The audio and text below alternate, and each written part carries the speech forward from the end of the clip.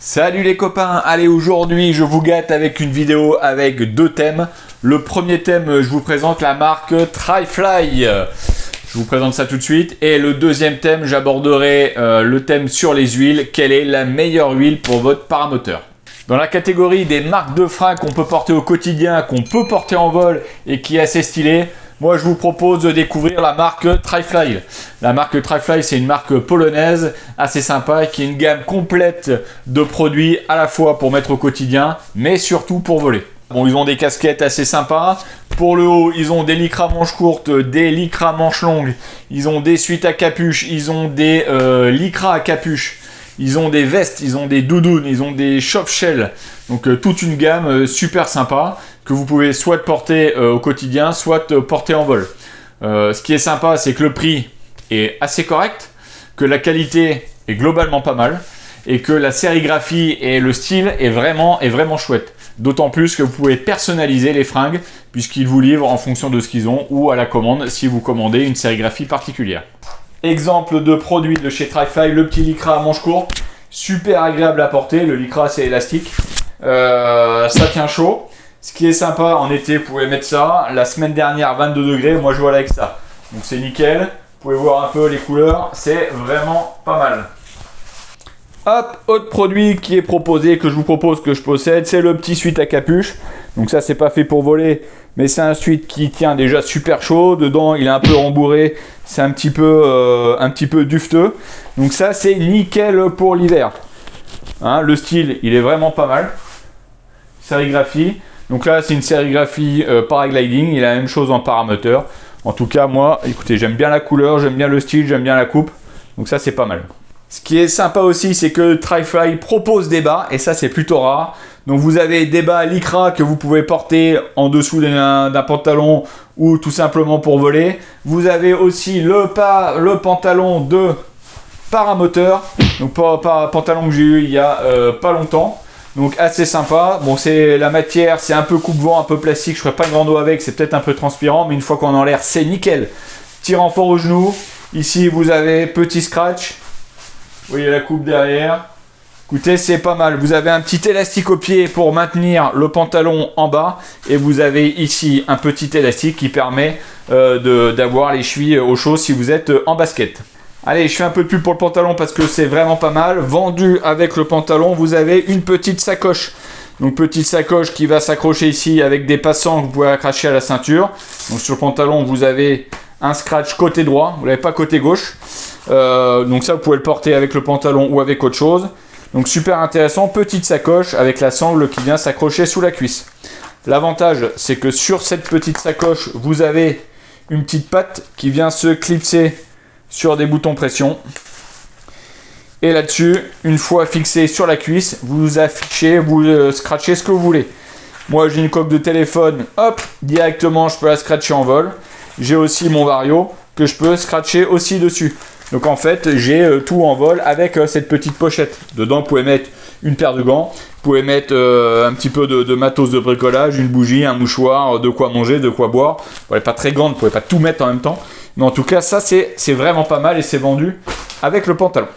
Avec le pantalon également, vous avez une petite housse qui vous permet de mettre le pantalon, la pochette, tout votre matos, le textile. Donc ça c'est pas mal. Vous pouvez pas mettre un casque entier dedans, ou alors un petit casque, ou le casque, juste un casque anti-bruit, mais le casque rentre pas dedans. Donc ça aussi c'est pas mal, c'est vendu avec le pantalon. C'est vraiment sympa. Seul bémol sur ce casque, et je les appellerai pour leur dire, c'est qu'il n'y a pas de passant pour mettre une ceinture. Donc si là pour moi ça baille un tout petit peu, j'aurais bien aimé avoir une ceinture, d'autant plus que côté gauche je mets une planchette de cuisse avec une attache ceinture. Donc voilà, le seul truc qu'il y aurait éventuellement à mettre c'est une ceinture. J'ai volé avec, j'ai rajouté une ceinture par dessus, ça fait le taf. Voilà, ça pourrait être le perfectionnement qu'on pourrait faire sur ce produit.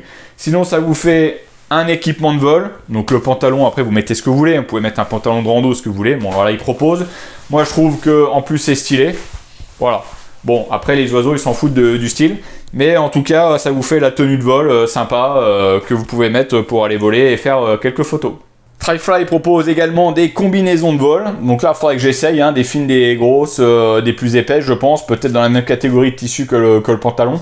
Donc ça, à tester. Et si j'en possède une un jour, je vous présenterai également ce type de produit. Donc voilà pour la marque. N'hésitez pas à aller fouiller un peu leur site. Ils ont d'autres gammes de produits. Ils ont des gammes sur le parachutisme qui peuvent aussi vous convenir. Ils ont des gammes pour les gamins. Donc n'hésitez pas à aller fouiller un peu toute cette gamme de produits. Et si vous avez des commentaires ou si vous avez du produit, vous avez essayé un certain type de produit, n'hésitez pas à donner votre avis directement sur cette vidéo. À la fin de vidéo, quelques rushs de mon dernier vol. 22 degrés, on est en plein novembre, dérèglement climatique, bon, probablement. En tout cas, j'étais en lycra avec manches courtes et le pantalon, nickel. Allez voir ça directement à la fin de vidéo. Vous avez la timelapse directement en description de la vidéo. Le deuxième sujet, c'est le sujet sur les huiles de lubrification que l'on met dans notre moteur de temps, huile qui est mélangée avec l'essence et qui est brûlée. Il y a quelques années, j'avais fait, quand j'essayais mes premières vidéos, j'avais fait une vidéo sur les huiles. Je vous mets le lien en copie, je ne vais pas revenir dessus. Et j'expliquais que l'huile de synthèse, 100% synthèse, était mieux que les huiles minérales, qu'elles soient semi-synthétiques ou complètement full minérale. Alors j'avais eu quelques réponses qui me disaient que l'huile semi-synthétique était adaptée pour les moteurs qui tournaient finalement pas très vite, inférieurs à 8000 tours, à 6000 tours, etc. Alors, ce qu'il faut comprendre, c'est qu'une huile de synthèse est adaptée effectivement aux moteurs qui tournent moins vite. Mais il faut comprendre qu'en fait, ça veut dire qu'elle n'est pas adaptée aux moteurs qui tournent vite. Mais ça ne veut pas dire que l'huile de 100% synthèse n'est pas adaptée à tous les moteurs. En fait, aujourd'hui, si vous regardez un peu toutes les notices des moteurs, les préconisations, que vous ayez un moteur qui tourne à 6000 tours, Tornado 280, que vous prenez un moteur qui tourne à 9000 tours ou un moteur qui tourne plus que 10 000 tours, aujourd'hui, tout le monde préconise de l'huile 100% synthèse. Si je reviens juste sur pourquoi une huile de 100% synthèse, c'est mieux que les autres huiles, tout simplement parce qu'une huile 100% synthèse, elle est complètement chimique, c'est que des additifs, et que dedans, du coup, elle est de meilleure qualité à basse température, elle résiste mieux à haute température, elle lubrifie mieux. Donc en gros, et puis pour d'autres phénomènes, je dirais physiques, on va pas rentrer en détail dessus, en fait, une huile 100% synthèse, c'est mieux que les huiles semi-synthèse ou minérales. Moi, je vais juste rester sur les semi-synthèses.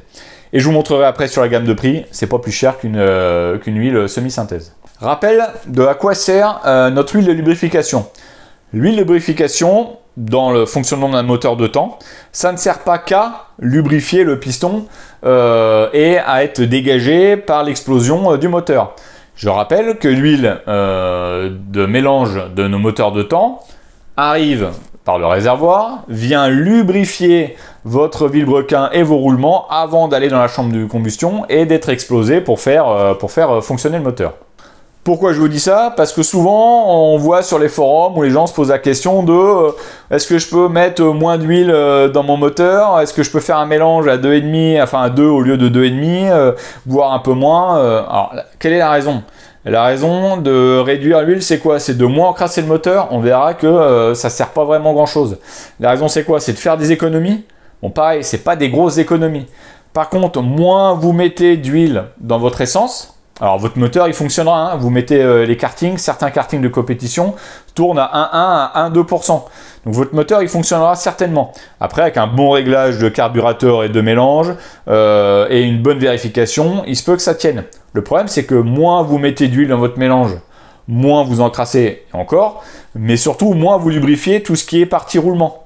Donc entre 2,5 et 2 en termes d'économie et en termes de gain d'encrassement, je pense pas que ça vaille vraiment le coup. En tout cas, pour ma part, moi je reste à 2,5. Comme ça, je préfère que ça soit plus lubrifié, en tout cas au niveau des roulements. Pour l'encrassement, eh ben, je nettoierai peut-être un tout petit peu plus. Et en termes de tarifs, vous verrez un peu plus tard. Je pense pas qu'on économise grand chose. Voilà, donc ça c'est mon avis sur est-ce qu'on peut passer de 2,5 à 2. Oui, ça va fonctionner. Maintenant, est-ce que c'est vraiment utile? Je suis pas sûr. Un rappel sur ce sujet aussi sur le pourcentage d'huile. Généralement, lorsque votre moteur est préconisé en huile semi-synthèse, c'est 2,5-3.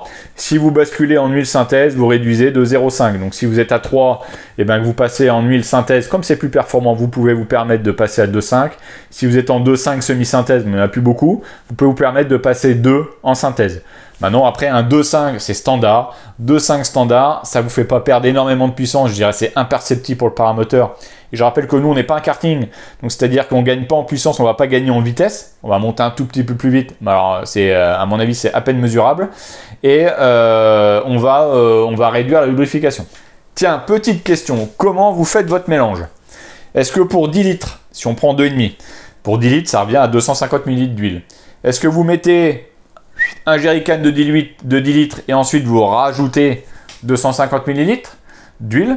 Ou est-ce que vous mettez 250 ml d'huile dans le réservoir vide et vous complétez jusqu'à 10 litres, donc 9 litres 750 d'essence? Ah, j'imagine que vous n'étiez jamais posé la question. En fait, la question est bonne. C'est si vous, dans un réservoir de 10 litres qui est déjà rempli de 10 litres, vous rajoutez 250 ml d'essence, en fait, votre mélange, il n'est pas à 2,5%, il est un tout petit peu moins de 2,5%. Puisqu'en fait, vous avez un mélange sur 10 litres et 250 ml. Le vrai mélange, le pourcentage, si on reste scientifique, il faudrait mettre la quantité d'huile et compléter la quantité d'essence adéquate pour faire un volume, dans le cas du 10 litres et 250 ml, pour ajouter 9 litres de 750 ml. Et là, vous auriez réellement un mélange à 2,5%. Alors, vous framboisez pas beaucoup le cerveau, hein, ça réduit à peine le mélange, mais dans les faits, on ne fait pas tout à fait un mélange à 2,5% lorsqu'on rajoute de l'huile à la quantité totale d'essence. Bon, une fois qu'on est convaincu qu'il va falloir mettre de l'huile de synthèse dans son moteur, ou en tout cas que moi je trouve que c'est mieux, et vous verrez qu'à la fin de la vidéo c'est pas plus cher, donc quel est le critère pour que ça soit la meilleure huile? Quelle est la meilleure huile que je puisse mettre dans mon moteur? Ah, figurez-vous que j'étais un peu en peine. Donc le premier critère, je dirais standard, c'est le prix. Globalement, une huile à bas prix, c'est globalement, on peut considérer que c'est une huile bas de gamme, et une huile relativement chère, c'est une huile qu'on pourrait considérer haut de gamme. Alors voilà ce que j'ai trouvé, je suis allé faire un peu le tour des magasins, j'ai regardé sur internet, bon il y en a plein d'autres, des huiles, hein, mais c'est pour vous donner un peu une gamme de prix. Donc voilà ce que j'ai trouvé, de 4 €, un peu plus de 4 € le litre, à environ 20 € le litre pour le prix. Donc ça fait quand même une grosse différence, hein, c'est du x4, x5. Donc dans les faits, bon, est-ce qu'une huile de supermarché est moins bonne qu'une huile haut de gamme qu'on peut trouver sur internet?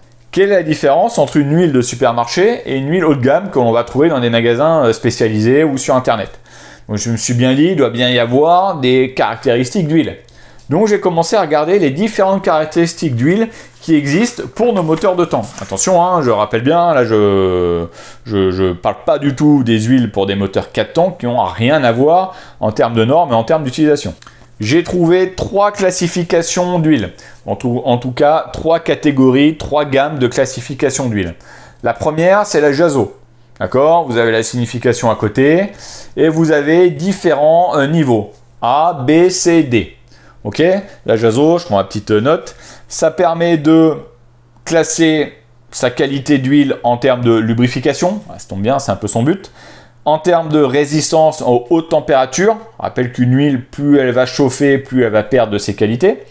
De solubilité dans l'essence, d'accord, histoire qu'elle ne se dilue pas, qu'elle perde toutes ses caractéristiques. Aussi de dégagement de fumée une fois qu'elle est brûlée, puisque là on parle bien des huiles de temps. Et enfin du dépôt, qui englobe l'encrassement de la bougie et l'encrassement de la chambre de combustion. Donc ça, norme Jazo, 4 catégories A, B, C, D. Deuxième catégorisation pour nos huiles, on a la norme ISO. D'accord, vous avez les significations à côté. La norme ISO, globalement LEGB, LEGC, LEGD. Cherchez pas, ça correspond à une norme Jazo FB, FC, FD. Donc la même chose, qualité de lubrification, qualité d'encrassement, de résistance à la température, etc. Forcément, le A c'est moins bon et D c'est le plus performant. Et enfin, troisième norme, la norme API, avec là pour le coup 2 catégories, TC et TC+. TC qui correspond à FC, FD et TC+, qui correspond à complètement FD. Alors globalement, on peut s'attendre à ce que l'huile pas chère, bas de gamme, qu'on peut considérer bas de gamme, a une norme dans tous les Jazo, ISO et API plutôt basses, et dans les huiles plus chères, probablement haut de gamme, avec les normes les plus supérieures. Et bien voilà en tableau le résultat. J'ai catégorisé les huiles par prix et les huiles par classification de normes. Comme vous pouvez le voir, en fait toutes les huiles 100% synthèse ont les normes, je dirais, quasiment maximales. Donc si je me base sur le prix et la classification, Eh bien en fait, je dirais que l'huile la plus intéressante, qui a la norme la plus haute, c'est l'huile de Leclerc à 5 €, un peu plus de 5 € le litre. Alors, est-ce que c'est vrai? Est-ce que réellement, toutes ces huiles ont la classification maximum, les normes maximum, et que le prix finalement importe peu? Eh bien écoutez les amis, là, je suis bien embêté, mais j'en ai aucune idée. J'ai eu l'occasion de trouver des études, des thèses qui ont été faites sur les additifs aux États-Unis et des thèses qui ont été faites en France sur les lubrifiants. En fait, la jonction d'additifs, les mélanges d'additifs, il n'y a aucun test en laboratoire qui permet de comparer deux huiles. La seule chose, c'est la norme ISO, la norme JASO et la norme API. Pour les différents utilisateurs d'huile que j'ai appelés des garages moto, des garages karting, en fait, la seule solution pour savoir si l'huile est adaptée, en fait, c'est l'utilisation propre sur son moteur et c'est l'étude de soi-même, grandeur nature, de vérifier si l'huile, effectivement, elle convient ou pas sur le moteur. Donc globalement, il n'y a aucun moyen de savoir si l'huile Leclerc, qui a priori la meilleure norme, est moins bonne que l'huile à 20 € d'une marque quelconque. Si vous lisez les avis sur les utilisateurs d'huile, que ce soit en paramoteur, en karting, en moto, parce qu'on a tous à peu près les mêmes moteurs, dans les faits, il n'y a aucun moyen de déterminer quelle huile est la meilleure. Si vous lisez les avis de professionnels, certains vous diront « ouais, celle-là elle est meilleure parce que je l'ai essayé et que je trouve qu'elle est bien ». Ok, d'accord. Est-ce que tu as essayé les autres? J'en sais rien. Donc en fait, aujourd'hui, je ne peux pas vous dire quelle est la meilleure huile de synthèse.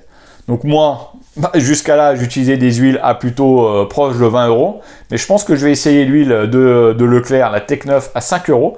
Parce que a priori, sur certains avis, certains l'utilisent. Et il n'y a aucun souci avec cette huile.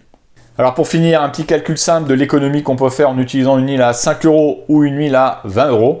Si on part du principe que vous êtes à 2,5% de mélange et que vous êtes à 4 litres heure, eh bien ça vous coûtera 50 centimes pour les 4 litres avec une huile à 5 € et ça vous coûtera 2 € pour mettre la même quantité d'huile avec une huile à 20 €. Donc la différence à chaque heure de vol, c'est 1,50 € d'huile entre une huile à 5 € et une huile à 20 €. Voilà, après vous en faites ce que vous voulez au prix de l'essence aujourd'hui. Voilà l'économie que vous pouvez faire entre une huile à 5 € et une huile à 20 €. Je termine cette vidéo en vous laissant sur un petit rush de mon dernier vol, mi-novembre, 22 degrés avec la tenue Tri-Fly. N'hésitez pas à me laisser des commentaires sur la tenue, sur des équipements que vous auriez essayé ou que vous allez acheter et de me dire ce que vous en pensez. Allez, je vous dis ciao et à une prochaine vidéo. To the fire, but it's no use, 'cause you can't stop it from shining through. It's true, baby, let the light. Alors le pantalon Tri-Fly, écoutez, c'est vraiment pas mal. Là vous pouvez voir avec la petite pochette et le scratch dessus avec ma coque. J'ai une petite version scratchée. Du coup avec mon téléphone en vol, j'ai ma planchette de cuisse avec toutes mes infos de Vario, d'Alti, et à droite le téléphone si je veux envoyer un message, si je veux utiliser SDVFR, etc. Donc ça c'est vraiment pas mal. Le pantalon en soi, une fois qu'on est en l'air, il est confort. C'est pas un pantalon d'hiver, hein, c'est un petit tissu. Écoutez, c'est assez agréable. Écoutez, moi j'aime bien le petit élastique qui permet de tenir le pantalon en bas, c'est vraiment pas mal.